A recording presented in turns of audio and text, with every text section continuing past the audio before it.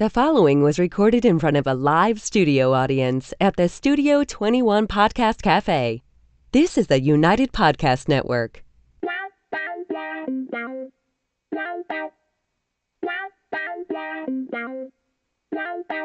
Welcome to the Writer's Block Podcast NH.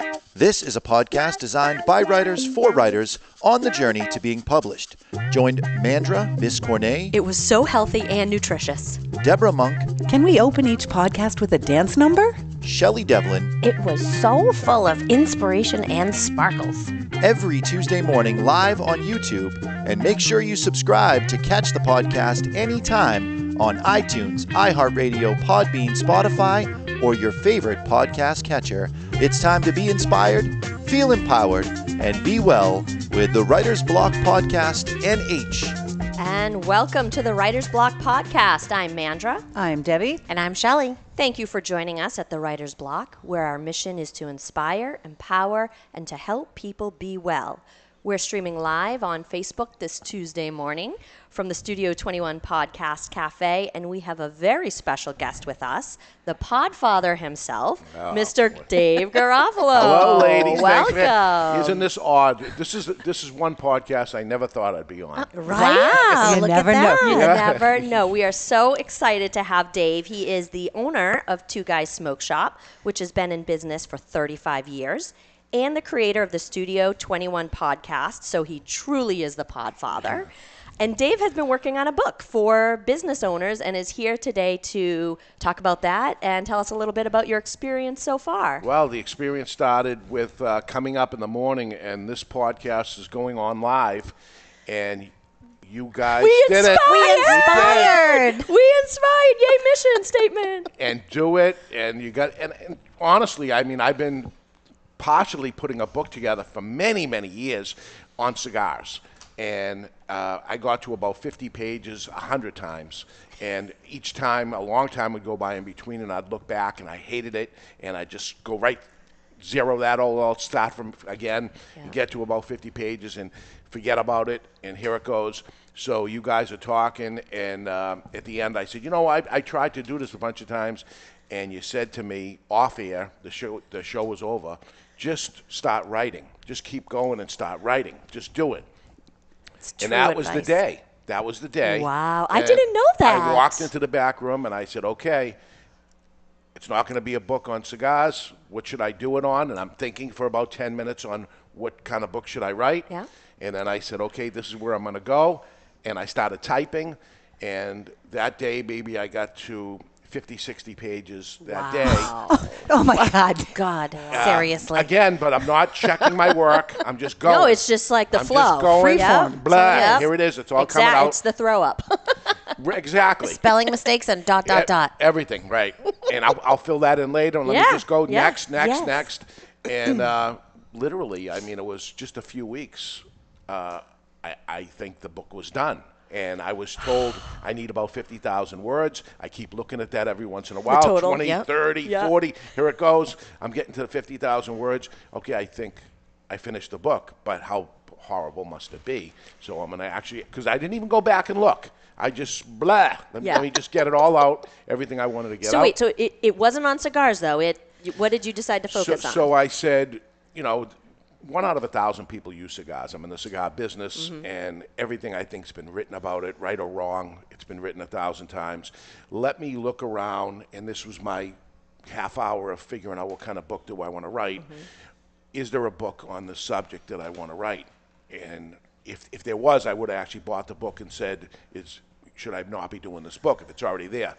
And as a retailer, 35 years of retail and even longer in other businesses that I was in, I became very successful. I'm able to do a podcast, cafe, and play around in my sandbox that I do because I was successful and now I can play. And I did that through doing promotions in my store. I was a nightclub disc jockey for 12 years. I did all the promotions in the nightclubs and things like that. Then I opened a cigar store, and I took those promotions and I actually added it into my retail environment. And nowadays with online sales and everybody buying online, you as a retailer need to have an experience when you go into a retail shop, or else you're going to buy it cheaper, easier, and better somewhere else. So brick and mortar retailers are in trouble. They need to do something. They need to create an experience to keep them coming in. And knock on wood, my retail business has been growing.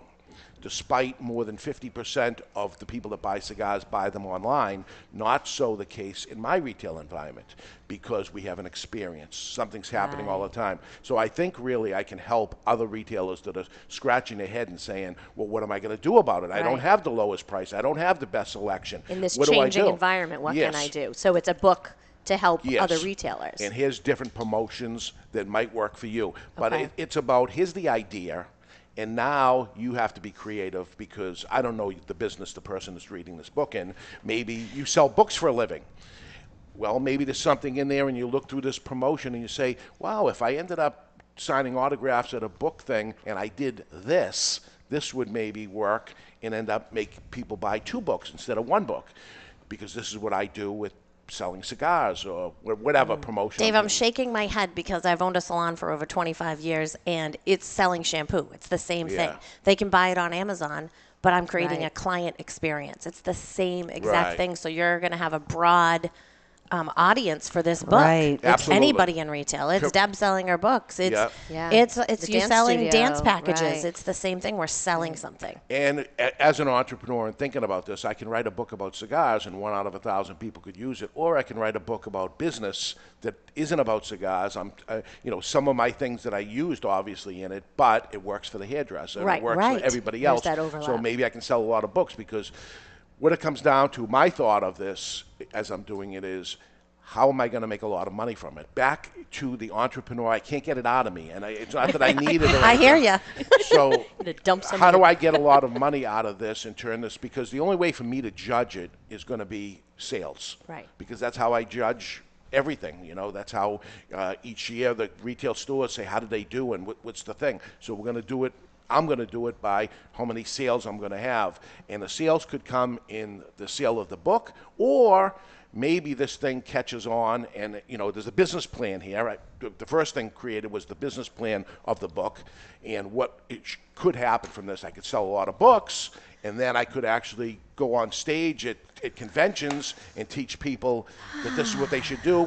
And while I'm doing that, they'll buy my book, or maybe there'll be some online training course, or maybe there'll be... But this book is a business, my business, and it's one of the tools in the business. Wow. And it's worked. I don't know. So I wrote the book. But let's get back to the material in the book has worked. So now you're going to these are proven proven promotions. Absolutely. They are proven. There's 100 of them. And I have many, many more, so I could write Volume book number 2. 2 if I had to, or whatever. Or do I save that for when I'm on stage, or do I save that when I have clients? Again, I'm talking to the reader, and I don't know what business they're in. So in there is little things of, if you're a hairdresser, this might work for you. And then the next thing, if you're a bakery, maybe this will work. Trying to put other people in it as opposed to saying, this is how I did it, this is how I did it. So different models of... And just so you know how vetted the promotions are, Dave is such a sick individual when it comes to setting things up in the store. We set something up. I work for Dave, just so everybody who's listening to the podcast understands. I'm the manager for him here in the Salem store in the Studio 21 Podcast Cafe. So he'll set up a promotion, and then we start tracking that promotion from day one to see if it worked for 30 days. At the end of the 30 days, that same promotion, something gets tweaked, and now we track that tweak. And then the next thing, some things work, some things don't. But when I tell you that he's proven the promotions, it's to an absolute sick degree. Science. Because it's a chain reaction, right, too. yeah. You've come To up see with the the promotion, results. but you need to now get your staff to be on board with this Absolutely. promotion. So it's a chain reaction and to who's selling and as well. sometimes these things are crazy and everybody's head is shaking, and I say, I need you guys to be on. I know you hate it, but prove me I say right sometimes that's putting a cat in a pillowcase. That's what it feels like. Oh, Yeah. we've done that. Yeah. Can we say that? I don't want any calls from Peter. Have you been a cat in the pillowcase, or someone has, huh? Well, I have 3 retail stores, so sometimes I'll do it a little different at each store to end up seeing, okay, what worked, what didn't work, go see it in action, and talk to the employees Would you think what went wrong with thing? Because when you get a good one, now it becomes an annual event. Right. Something that works all the time. You say, okay, this is the first annual. After the end of it, it becomes the first annual of that because it worked. But the same to be said is you have to throw a lot against the wall. So I'm not batting 1,000. There's no way. Right. But in retail, you can't be like a baseball player and bat 300 because you'll fail. You got to bat in the 700-800s. Good God. But you'll get good at it as you have failures because those are the lessons, the painful lessons of the failure. Sometimes it looks really good on paper and it's, wow, this looks like it's going to really work good. And, everybody's all psyched about it and stuff, and then you do it and it's like, holy mackerel. That didn't work at all. So now, as we write it out on paper and stuff, I actually walk it through in my head of, okay, now the door opens, the people come in, the guy gets the thing, he goes over to the register, this is what happens, now it gets in the bag, and he walks out, and you end up going through this. It's some of my employees who will date the day of the event or something and say, well, how'd it go last night? How did it go last night means I dreamt of it. And I actually lived it already, and this is what happened, because that's what happens. I dream of it, of how did this go, and I go, actually, it went pretty good. Yeah. So I'm you're exhausted. manifesting the whole thing Yeah. in your head. Where are you at with the writing of the book now? Because I think you're using an editor. Yeah, so Deb said to me, okay, now you go into the editing thing, and I said, well, just for, I have a Word document, so it corrected spelling and stuff for me. No, that's not it. And the funny thing isn't that my editor? The software simplicity. is my editor. Oh boy! I remember when you came walking up the stairs and you said, Deb, my book is done. And I looked and I thought, oh, Dave, you're so cute. Oh, Dave. Because I don't know what I don't know. Exactly. And that's the thing. So she said, I'm going to give you a recommendation of somebody. Here, send it to him. So before I sent it to her, I looked up who she was, and then I saw all these romance novels and stuff. And I said, oh, this is What is Deb thinking? Yeah, this is so not a romance novel. It's the opposite of one, if there's such a thing. But I said, all right, let me send it to her anyway. And I sent it to her, and I said, this is a business book to help retail things. And I did notice on your thing, you're like the star of romance novels here. But maybe you can look at this and tell me if we're a good match for each other. And she says, oh, no, I've done 100 different books and, on business and all this, marketing degree. Okay. So. Right, I didn't send him. Yeah. So I said, okay, good. All right, I'm glad. So let's move on. What do we do? She said, send me 5 pages. Let me take a look at what this is. And then she got back and said, okay, how many pages is it? And how many words is it? And it's about 50,000 words. Okay, let me give you a price. She gives me a price, and I send her the whole book. And I said, okay, let me know. There's actually a window. I guess they have all things lined up, but it's Christmas time, so there was actually a window. So I said, okay. For her to do the work. Yeah. I was surprised. I thought maybe I sit back for 3 months and wait for her time to come or something. But as luck would have it, it was good. So I gave it to her, and she sent me back the 5 pages that she had done and said, "What do you think of this?" Now what I'm doing is looking at my work and looking at her work or whatever. Then I'm reading mine and I'm reading hers, and I say, "Oh, it flows better." And because you guys and her are authors, and I am a business person. I am not an author. Well, Deb's an author. Okay. And we're almost there. Clarify. Writers. You're writers. We're writers. Ladies are We're writers. Well, Right. I am not a writer. I don't pretend to be. I'm horrible, actually. Dave, you gave me some of it to read. You Yeah. really aren't. You're a good writer. I don't think so. You need editing. You need Yeah. help. We all do. But you are a good writer. I wish that Mandra and I, we had talked about at one point of trying to help you ourselves. But because I don't read business books anymore, I went to Bentley 20 years ago or however many years ago. That's just not our market. That's what I was afraid of was going to actually happen to the editor also, that the editor doesn't know what I know. And I don't know what the editor knows, doesn't know. Right. So I said, okay, we're going to end up clashing because she may say to me, nope, this has to be this. And that's not the way how the promotion works. And I'm going to end up saying, no, this is it. In my head, you don't understand this is what the guy does when he comes in. And it worked in my dreams. Yes. But besides a little bit of clarification that she said, I don't understand this. This doesn't work like this. And then I explained the way it works again because I didn't write it properly for her to understand, which was great. Because you want your reader to understand, Correct. not being Maybe in they the don't business. understand. They don't have my head Yeah. Right. that I understood it because I read through it 3 times after she doesn't understand. And I want to say, what do you mean you don't understand? I don't understand how you don't understand. The words that are coming out of my mouth. Right. So she said, okay, no, that makes sense. And I think she was actually a little intrigued by it too when I connected the dots and wow, that's She really was good. interested in it, yeah. That would work. But you need that to come across to the reader. You don't want Yes. the reader to be saying, I don't understand. Right. So I think that's what she ended up cleaning up. And this was relatively a fast thing that ended up happening. This is on like speed dial. Yeah, I mean, relatively. this It thing is. from when did you start writing? November? November? December 24th. I didn't want to actually leave the store until I finished. I didn't want to leave for Christmas until I finished the book. So I finished on December 24th. Now, let me tell you, that's another business thing that ends up happening. We have to, as a business, self-employed business owner, and I think if you're writing a book, you're a self-employed business owner, you're writing a book. I have to create deadlines for myself. I'm the owner of the company. I can do it or not do it anytime I want. But so if you I have did to make that, the accountability for I yourself. have for myself, Yeah. and I'm the toughest on myself than anybody else. So I said to myself, "Don't leave for Christmas until this book is done." In Which is what roughly I said- 6 weeks. Yes, which is what I said to myself in November, and I was writing on December 24th. I wasn't going home till I did it.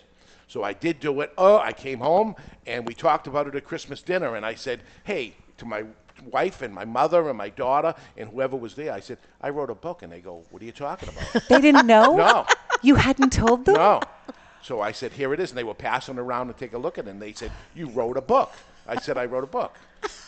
But seriously, know. knowing being a successful business owner, nobody knows what's going on inside your head because there's 5,000 yeah. things going on in yeah. there. So did you work on it 6-7 days a week in those 6 weeks? Yeah.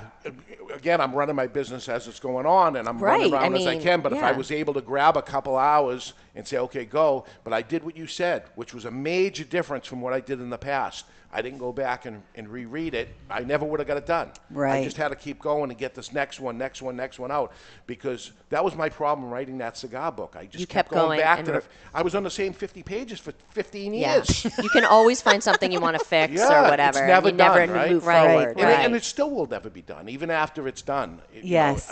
You I could always look back and change it. So I hired her on January 17th. I wrote to her.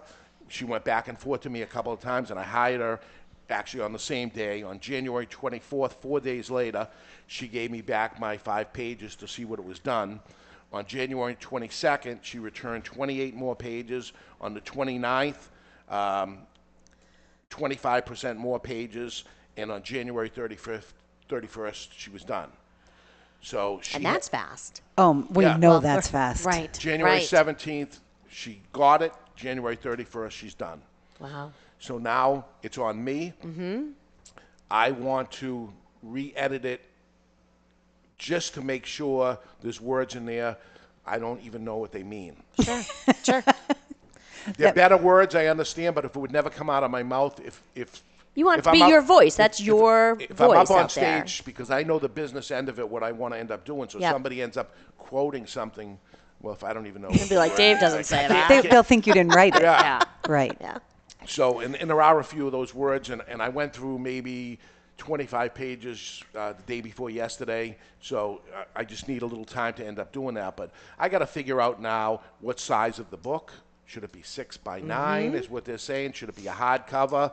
Should I put quotes on the back from Yeah. other people that I send the book to, and they say, "Oh, Dave's a If you can genius," get or them, whatever? yes, you should do that. Yeah? Yeah. Even though they say that doesn't really turn into sales, it still looks good. It does. Yeah. Yeah. Do you have Does a hardcover change what the sales look like? Well, it changes the price, right? Of what you can. Right. A lot. But Let's say price is not an object. Does having a book in hardcover change how that book sells, do you think? Is it more legit? I think because if it's a business book, I want it to be a reference book. So I want it to be hardcover. I mean, hardcovers, in the old days, James Patterson's books would come out and they come out in hardcover, and then a year later they come out in paperback. So you can. So the publishing house obviously believes that there's something to a hardcover. Or Right. wouldn't. But this is back before that'll be there's another Kindle step, readers. though, like how you get published. Are you going to go through a traditional publishing Right. That'll house, only be or- your choice if you're self-publishing. Right. If you're going to go the other way, if you're going to try to get published by one of the big houses, then they will They'll make that decide. decision. If you self-publish, You're in charge of everything. right. Yeah, he's self. I already know Yeah. Dave's head is going. I actually have to be in charge of everything. He's like, He has who's to. going to do this? Who's I going to just make know that him too decision? well. No. I'm making that decision, Dave said. I'm predicting right now he Self-published. self-publishes. It's hardcover, and it's whatever size he had in his mind when he started writing the book. Love it. Yeah, I Everybody think else so, be too. damned. Love Yeah. it. So I threw little pictures on that I just took from online to show there's one thing with balloons popping. So I look up balloons popping and I put a picture there or something. Now I know that those pictures aren't my pictures. So I went to a designer. And I went on Fiverr. Do you know what that is? Yeah. Yeah. And for $5 they Yeah. draw Yeah. a black and white sketch of a balloon.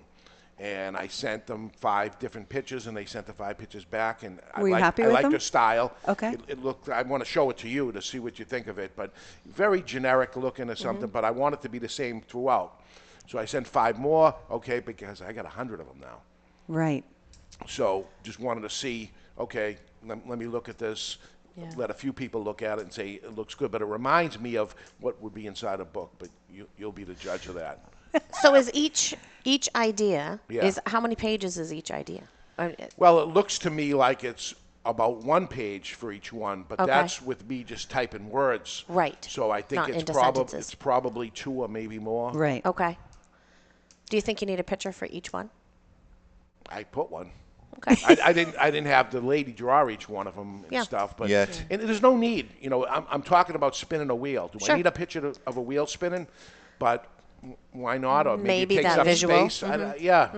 I don't know. Well, for someone like me, I'm not much of a reader, but if there's a picture, It draws you I'll just in. be like, you know what? I'll read this one. Yeah. Right. Right. Yeah. There's 2 pages till the next picture, so I'll do that. That's Yeah. me. But I was going to say 2 by 2, same exact size of each one throughout, and try to make it so it follows through. That was another thing that I started off with saying, here is what you need for this, almost like a recipe book. Yes. Here's what you Your need. materials. And here is an example of it being played out. So I did that for the first 5 or 6 of them. And then at that point I stopped because it's going to get very repetitive. It's going to be the same all the way through. And then Shirley got back to me and said, you need to do this on every single one. I And think I'm so, like, too. Oh, no, I got to do. So I got 96 more to do. It'd be consistent. So Consistency. Yeah, she said that, people aren't going to read this book like they're going to read your book.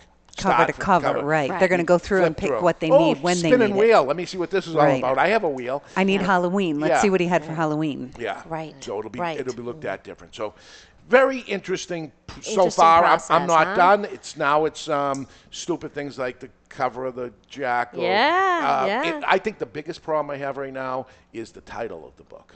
Well, That's my problem. before we kind of wrap up here, give us a couple working titles that you have, and then So my idea was the playbook of proven retail promotions and marketing tips. okay.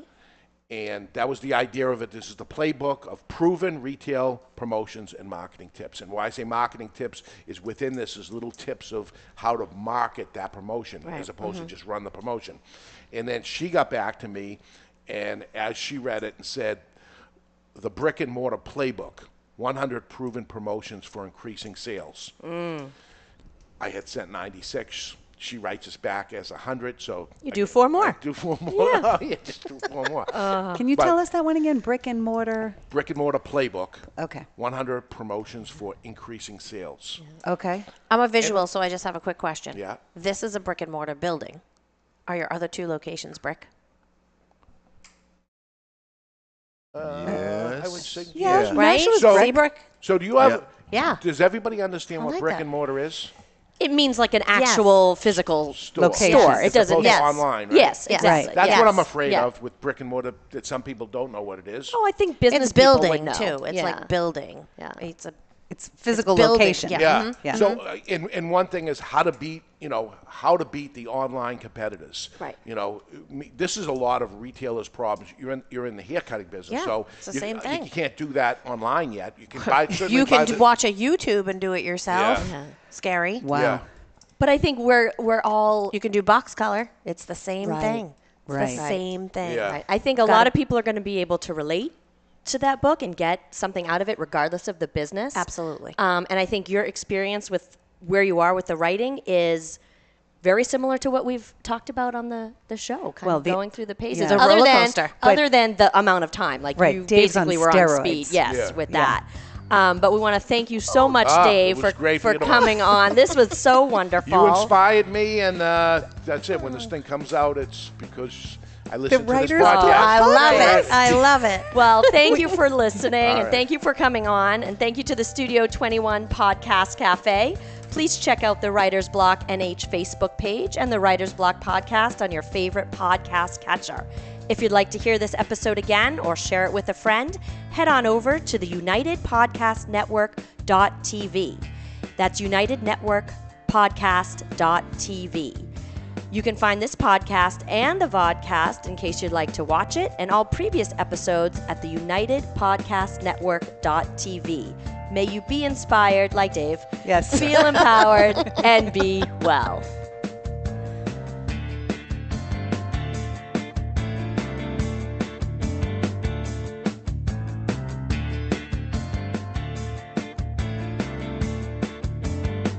The views and opinions expressed by the hosts, guests, or callers of this program do not necessarily reflect the opinions of the Studio 21 Podcast Cafe, the United Podcast Network, its partners, or affiliates.